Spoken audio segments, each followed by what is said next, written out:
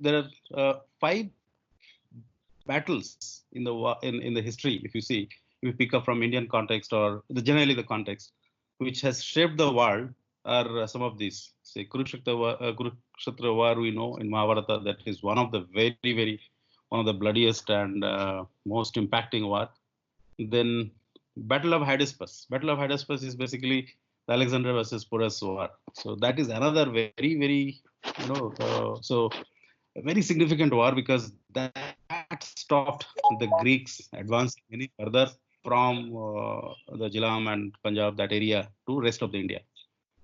So that almost shaped the European civilization's expansion at that time, and that kind of so that created the East versus West difference. So that's why and there are beautiful stories how a huge army of Porus, which was so superior at that time, still lost to a tiny section or tiny fraction of army which Alexander brought in from all the way from Macedonia. So, so again, in all these five cases, you will see the protagonist has always was in a better situation, but they lost. Same thing in Waterloo, Napoleon. Napoleon, one of the finest warrior. He has never lost a battle. He ruled France, and the French civilization took its maximum expansion at his reign. But they lost to a ragtag British coalition at that time for the reasons. So there are lessons to learn why these formidable armies lose to a much inferior or not so competent army. Same in the Battle of Stalingrad. I think it is a very recent one, which is Second World War. You all know the story, what happened and why Hitler lost, even though Hitler was the war machine, the German war machine, what Hitler formed, which was unstoppable. So it just went on conquering countries after country, but it stopped at Stalingrad. So again, that time Russian army or Soviet army was not that greatly sourced or whatever. Later they changed, but at that point of time, it was they were outnumbered. But still, the Battle of Stalingrad changed the history, and that is where I mean, today why there was a end of Nazism, and today we are into whatever. Yeah. And of course, I should have put the Battle of Plassey little ahead of Stalingrad, because Battle of Plassey is 1757. So again, same story. The Bengal Nawab, who had 40,000 soldiers, lost to a merely 2 or 3,000 soldiers of East India Company by British, and that actually ended the Indian self-rule, and India descended into a British rule for next 200 years. It took 200 years for India to take back the independence. So all these stories are basically the same. The people who own the war, they did something right. They did something different. They did certain things which is like, of course, people will say a bit of luck, a bit of this, but of course, their strategy, how they use their situations, etc. They that help them to win over their adversaries who were farly superior, who were probably outnumbered them in every aspects of war, strategy, machines, and everything else. But still, the history is today what it is. So don't worry, all these five battles I'm not going to explain. I'll only stick to the first one, Kurukshetra War. There are huge number of stories for each of these battles. In fact, each of these takes several hours to explain. But today I'll stick to Kurukshetra War. But Battle of Hydaspes, Waterloo, I'll probably cover few months later each one, and maybe every 4 months, 6 months I'll speak, because it should not be a war strategy discussion. Okay, so let's look at Mahabharata, because you all have read the epic, so you all know what it is. So it's basically what? It's a family fought, but resulted in a very bloody war which affected all families of the Indian subcontinent at that time. There is no family, there is no kingdom which is unaffected by that particular incident. Every family contributed in some or the other way, committed themselves in some or the other way to that war. So some trivia. So just to refresh our memory, uh, it is one of the largest epic and one of the like collection of myriad types of ideologies, which is written 3000 years, I mean 3000 BC, which is basically 5000 years back today. It's a typical urban way of life. The lifestyle it discusses, it's a very city lifestyle. People used to stay there in the cities, urban way of life. There are many versions. So the one which Ganesha wrote, the one which was told by Vaishampayan to Janamejaya, and then several other versions. And it has so many. I mean, probably I'll make it a little bigger.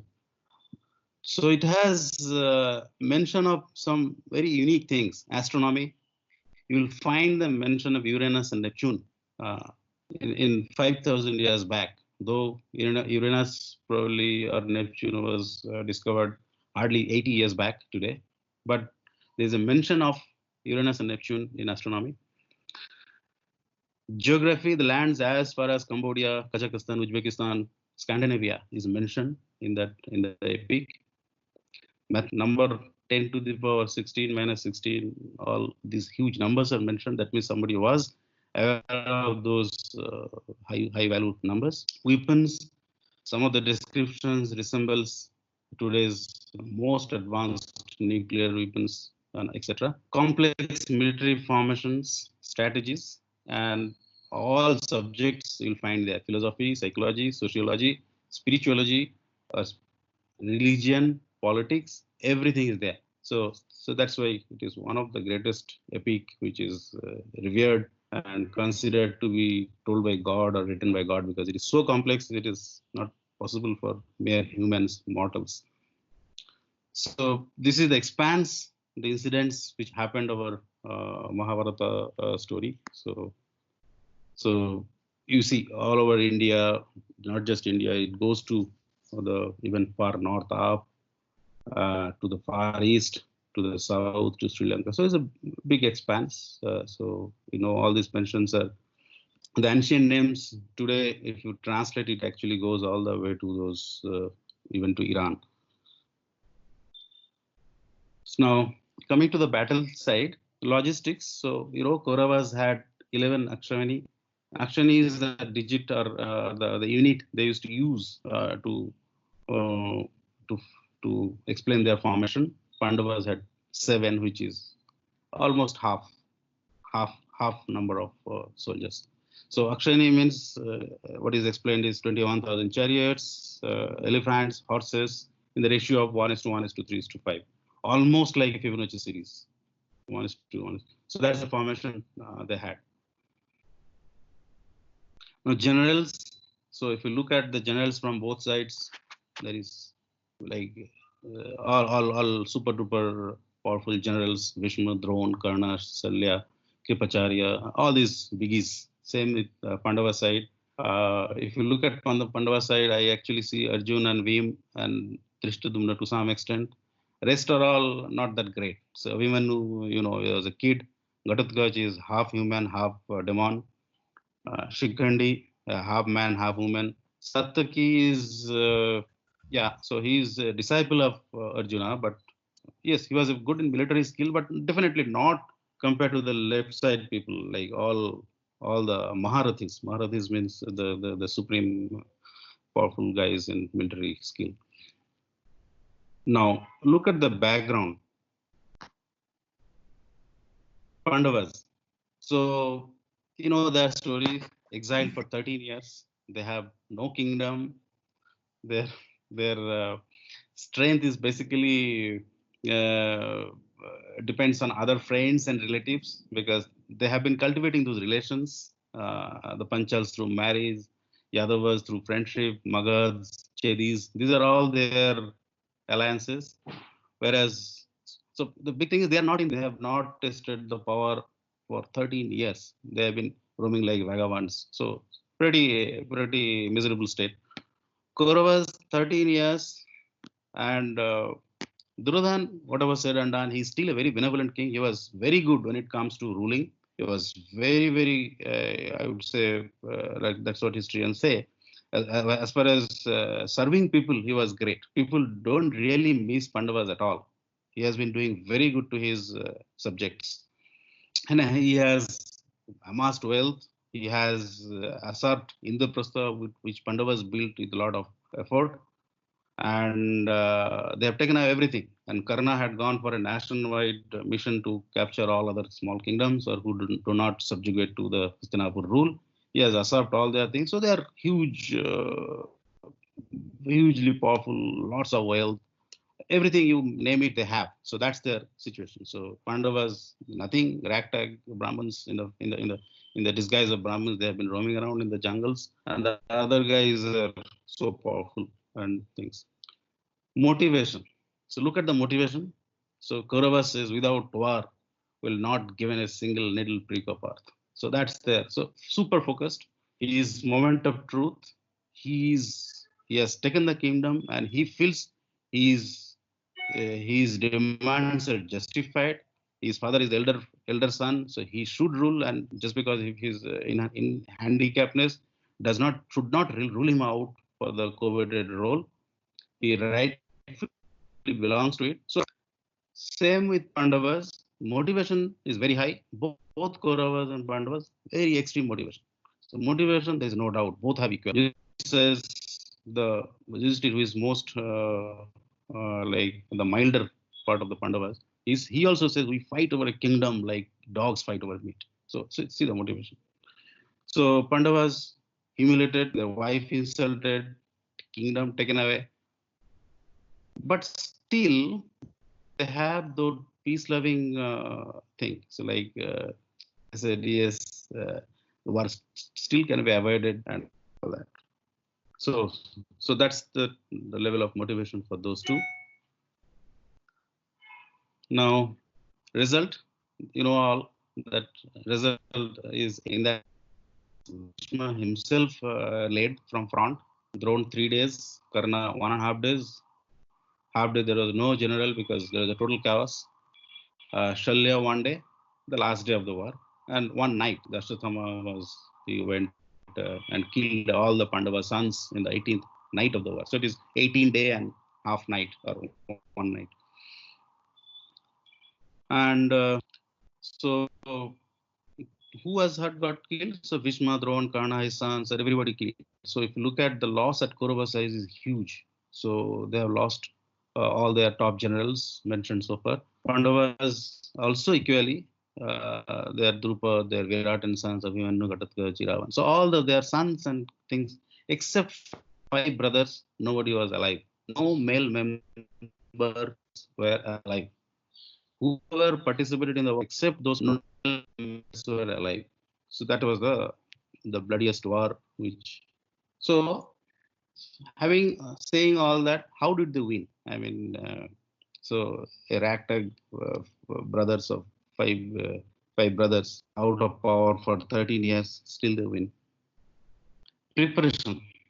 So preparation is, see, look at the preparation. So Kauravas, Karna, before the war, he went to collect his military things. He went on winning everybody, and yes, he won, but also created a lot of enemies. But Pandavas, they prepared differently. They met people. They created their alliances. Arjun went to get Divyastras from heaven or God. Vim, he met his brother and got the Hanuman be part of the war. Yudhishthira went to meet all his rishis and all these great sages to get the knowledge and see. So there are two different way of preparation. One is preparing for creating in that actually creating more enemies. Another one is knowledge and other things too. So basically, turn your weakness into your strength. So how? See, since Pandavas were not in a position to challenge anybody into war, so they went through alliances and other things. So the alliance is so important. So this is again same point. Make powerful allies. So this is a central versus decentralized story. So Kauravas is very centralized power system. Like though I think it comes in later part of my explanation also that uh, it is one of the it's a power center. and they have relations which are actually very far, like Gandhar and Sindhus and all. But all the local allies were with them. These Panchals, Dwarkas, Magad, Chedi, all these people were their local allies. So they had local allies. So Pandavas, one of the great strength was allies. So that's why in our discussion also, we also look for alliances. I mean, when it comes to us, alliances means a partner, a vendor who can supply things which we don't have. Everything we don't have to do ourselves. We can always give it to other or use somebody else's strength to our advantage to make the final thing. So that's the basic thing which we are trying to leadership. Yeah. So this is what centralized leadership. One guy speaks everything, and like which means there is a single point of failure. So one guy rules. If he is killed, there is a chaos, and that exactly happened in one day of the war. So they did not or could not decide who could be the leader. Pandavas, they're very distributed. So they have 7 commanders for 7 divisions, one person in each. So Virat for this. So they have those partitioned way of like leading the team. So of course, Duryodhana was commander in chief, Arjuna was supreme commander, but a lot of delegation. In Kauravas, there is no delegation. So share your responsibility is very important. I think delegation is and any leadership or any management or leadership motivation skill or training you go through or you ask, there will be this sharing responsibility and delegation is very important. So this is again coming up strongly here. So delegation and distribution of responsibility is very, very important. Team spirit. Kauravas have no team spirit. See, everybody has their own agenda. Or like Vishnu, he has his for his vow to protect the throne. So his thing is he has taken the oath. So he is so fond of his own oath that he's forgetting the overall objective or goal. Drona and Kripa, they owed allegiance to throne. Shalya simply cheated by Duryodhana to be there was actually a Pandava ally. So these are all hodgepodge created teams. So they did not actually really gel so well. They had their own agendas. They have their own motivations to be part of and take advantage of the kingdom and the power. But they never get along well. Bhishma doesn't like Karna. Bhishma doesn't like Shakuni. Shakuni doesn't like Karna. Karna and Shanla fights. Uh, it's like that's what they have written. It's like bees and hornets and mosquitoes put together. So everybody has their own set of agenda against one another. So it's a very fragmented, non-team spirit. It's a very disjoint family. So this is very important. The team, I see the Pandavas, one team, one goal. They hugely respect their elder brother. So even though they are supremely powerful, like Bhima and Arjuna is like they are extremely powerful warriors, but that doesn't make them egocentric. They think, yeah, they are the great warriors, but what their brother says is very important. What advice Krishna gives is very good. So that's what. This in the previous case, Kauravas, Karna thinks he is the best. Bhishma thinks he can defeat Karna in one arrow. So all that kind of egos. Whereas in Pandavas, no ego. Yeah, they're very powerful, the brothers. But when it comes to the following instructions and things, they're they're very obedient, I would say. So and it's a common war, common goal. Teamwork succeeds. That's why the teamwork succeeds. So the team spirit, if you look at, it was very, very good, very strong in Pandavas compared to Kauravas.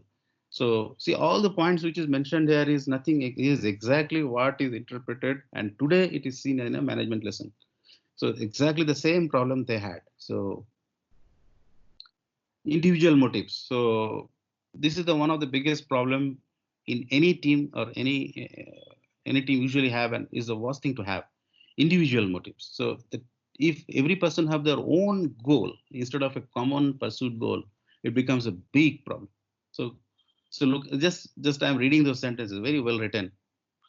Except Duryodhana, nobody wanted war. If you look at this in Mahabharata, so only person committed to the war, to the cause of the war is Duryodhana, because he gets to gain. All the others do not want to do not want the war because Bhishma thinks Pandavas are my great grandchildren. Why should I kill Pandavas? I'll kill soldiers. I'll not kill Pandavas. Drone thinks Pandavas are my students. How can I kill them? They are just like my own child. So his own goal. Shalya, he is saying they are my maternal, I am their maternal uncle. How can I kill them? Pandavas are so close to my heart. So how can I? Karna, he said, I will not kill any Pandavas, but I'll kill only Arjun. So basically, everybody is driving their own goals. So whose goal it is to fight war and kill Pandavas? It is only Duryodhana's. And they are not sharing that goal along with the other four top generals. The four top generals, they do not agree with that goal. They have their own axe to grind. They have their own agenda to fill. So that's what is happening. And now look at Pandavas. They have common goals and they have selected who will do what. They have distributed. Earlier we saw they have distributed their responsibilities. Now they have selected their own goals also. I mean, they have distributed that who will take on whom.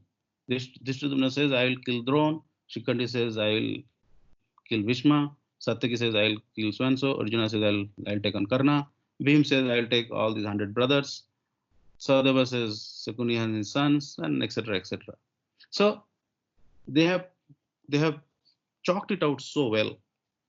So here Pandavas, everybody knows who is doing what. In Kauravas, these things are hidden. Like even Duryodhana, the guy who rules that family or the thing, he doesn't even know what is the hidden goal of Drona or others.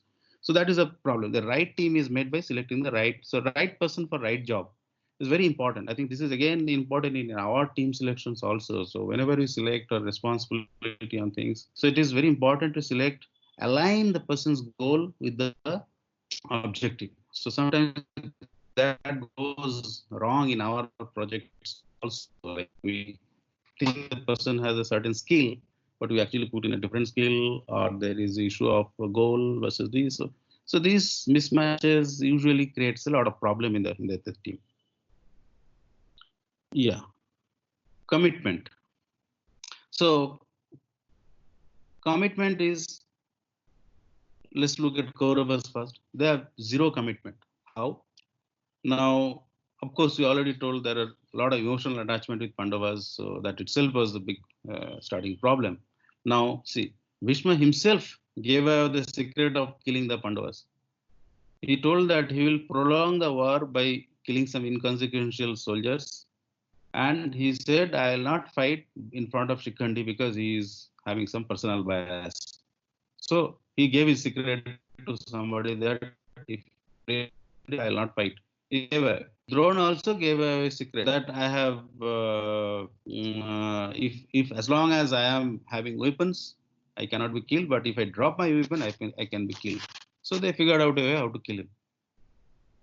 Then Karna, who was again tricked by Krishna and others to take away his powerful part of his kavach and kundals and all that. So it's basically to like, so all the weak points were nicely exploited. And look at this last point. Shalya kept insulting Karna. So though they are supposed to be fighting on the same side, but they tried bitching each other and all that. So it's basically zero commitment towards the common cause. Whereas look at the commitment from Pandavas. A 16-year-old boy, he fights to his last breath. Same thing, Ghatatkacha, he takes whole or half the army of Pandavas, even his death. Yudhishthir, he knows he cannot face Karna. So he was supposed to be the most like what do you call, who doesn't tell any lie in life. But when required, he for the sake of the team, for the sake of winning the war. But same Bhishma did not do. He could have broken his oath. He could have done this for the cause. No, he stuck to his oath. That oath was dear to his life than the overall cause or global cause. But Yudhishthir not. Even though he has his own conviction not to lie, but when it comes to a crucial moment where he has to lie for the greater good of his team or his thing, he lied. He put his own personal integrity at stake, abandoned for that moment when it benefits the team. So that is exactly, even same thing was Krishna. Krishna himself said, I'll not take the weapon in the war. So when he saw that Arjun is fainting and not able to think, he took the weapon to kill Vishnu. Then Arjun comes running to him and tells him, why did you take the weapon? You as a god, you told you should not take any, you vowed that you will not take weapon, but you still took. So then Krishna says that yes, this is to teach a lesson that your vow, your thing has nothing to do when it comes to a common cause or a greater cause or a greater good. You are supposed to break your oath. You are supposed to come out of your vow if the situation demands. So even as a god, if I can do this, who are you as a small mortal? So that was the message given. So that's the thing, commitment. So the interest of the individual should never exceed the team interest. This is a brilliant and very strong message. When situation comes, forget your ego, forget your this thing, forget your other things. If it solves the team's problem, please do it. Please come out of your own shackles and other things and help the team for a greater cause. The interest of the individual should never exceed the team interest. The best man for the job is not the one with the best capabilities. Please remember, the best man for the job is not the one with best capabilities, but the with greatest commitment. So this is one of the greatest lesson of this story, that commitment is very important. Right managers, of course. The greatest crisis managers. I mean, we as managers, yeah, you should have the best guys in handling this situation. Krishna, the greatest crisis manager the world has ever seen. You all know the master manipulator. He knows how to exploit situations. He was the earlier times big data. He has information about everybody. He knows everything ahead of time, beforehand, and much more than that guy knows about himself. So that was Krishna. He was a big data guy of that time. Yudhishthir, low-key strategist. So he looks like he's a humble guy, but he's actually a very low-key. Low-key. These low-key strategists are very important, and we have seen this kind of guys in organizations also. Recently, there was one guy in Reliance. Suddenly, it came in the newspaper that that is the guy who is right-hand man of Anil Ambani, sorry, Mukesh Ambani, and he takes all big decisions and people concerned. And nobody even knew. So in any organization who sometimes they have one guy who will not be shown in limelight or who will never be shown in the media because too much pressure and other things, but that is the main guy. So that is the so Yudhishthir is like that. So he is apparently a very meek and feeble guy, but he's a master strategist. So what he does on the first day of the he goes to seek blessings from all elders. So basically what it is, what he does, he creates a connect, gets all secrets from them, how to defeat, and they all tell happily what to do to win the war. So, and second thing is also he took a calculated risk. He made an offer. You probably remember that part of the thing that he told that anybody is the last chance. You want think that you are fighting for a wrong cause, please come over to us. So that's a master strategy. It breaks the morale. So other guy said, shit man, I'm doing a very bad thing. So that's why.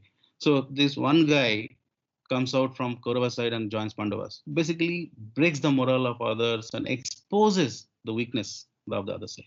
So the point is know your weakness, or sorry, know your enemy's weakness and exploit and take calculated risk. Inspire, invigorate, counsel your own team in the moments of need. So that's the message of this. So now the roots. Also, roots is like Kauravas were the prince. They have been always in the royal comfort, have been born and brought up, and never left palace. And they have their power.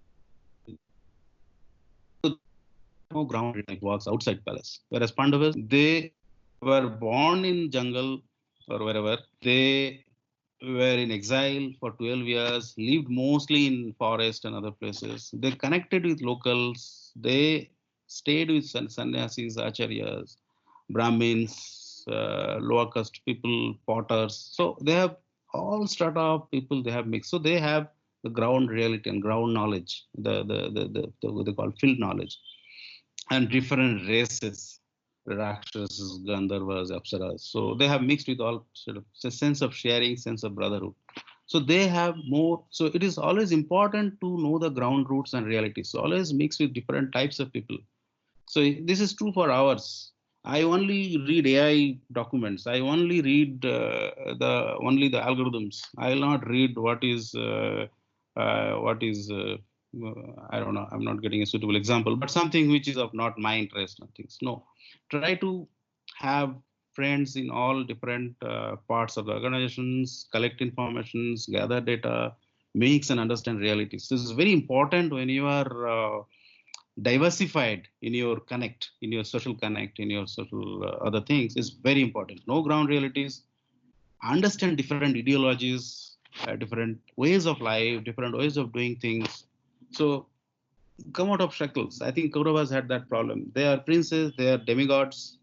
They do not understand the pain of the varieties or other things which typically is required for fighting a war of that kind. I think that's also is very important. So same thing for us. We should also diversify our knowledge and things which sometimes read books which is totally away from your different things.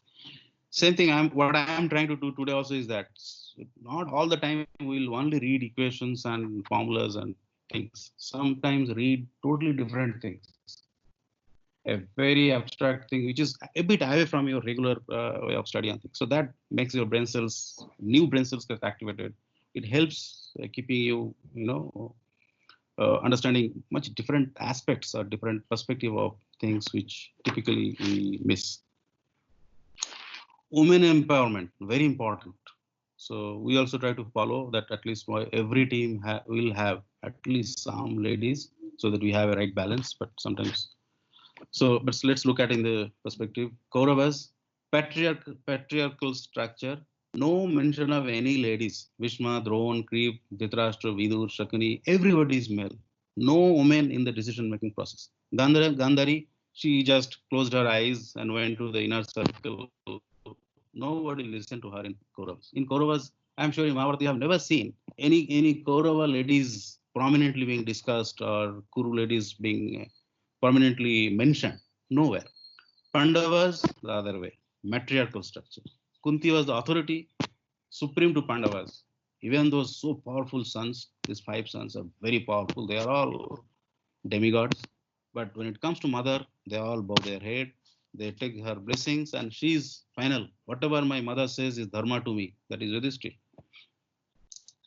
Draupadi was a companion, and also Draupadi. See, for everything they used to discuss and take her opinion, which is unthinkable 5,000 years back, or even today. Forget 5,000 years. Even today, lady of the house or lady of the what she will just listen. So no, they used to always discuss in the decision making. Without her, the Pandavas would have. That's the line I like. She used to keep that power of like revenge, motivation. See, Pandavas also had done. They were willing to compromise. Okay, take care. We don't need war. Just give 5 village. We'll go back. So that's what. Without her, the Pandavas would have mostly reclined to the forest. They were happy. They were almost. But when Draupadi came to know that there is a compromise formula being discussed, she came and blasted these five brothers. That what people are. I have gone through such humiliation. Don't you remember this? So they needed that constant reminder to keep that fire on. Otherwise, these Pandavas were like, "Tika, I will adjust and things." The life in forest is not that bad as Draupadi. But Draupadi was the person who used to rekindle that flame of revenge all the time. So that was the one of the very important thing in this matriarchal structure. Listening to the women and take their opinion equally important.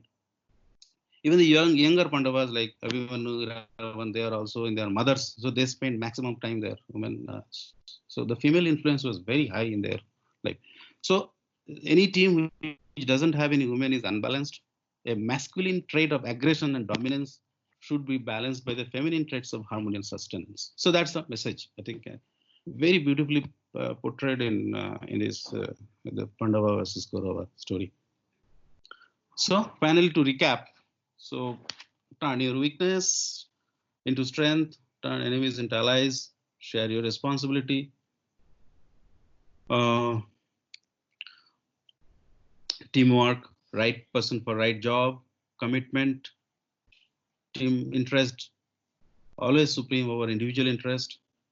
Exploit the weakness of your enemy, take calculated risk, right managers, understand ground realities, diversify your knowledge, accept different ideas, ideologies, cooperate, and lastly, empower women.